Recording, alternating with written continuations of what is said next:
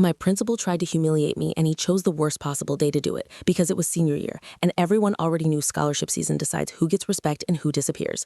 And I had always been the quiet student, good grades, never in trouble, never loud, never dramatic. But that morning, my name echoed through the hallway speakers, asking me to report to the auditorium. And when I walked in, I saw the entire senior class sitting there, whispering, and my essay projected on the giant screen like evidence in a courtroom, and my principal standing at the podium looking almost proud, like he had caught something big. And he tapped the screen and said, "This is what happens when students try to cut corners." And the silence that followed felt heavier than shouting, because I could feel hundreds of eyes studying me, judging me, deciding who I was in that moment. And I knew instantly what had happened. The plagiarism software had flagged a section of my essay because I had quoted my own research paper from last year, the same paper that was stored in the school database, the same paper I had properly cited. But no one had asked me for clarification. No one had called me privately. They had decided to make an example out of me. And when he called me on stage, my hands were shaking, not because I was guilty, but because public humiliation hits differently when you were 17. And he handed me the microphone and asked if I had anything to say.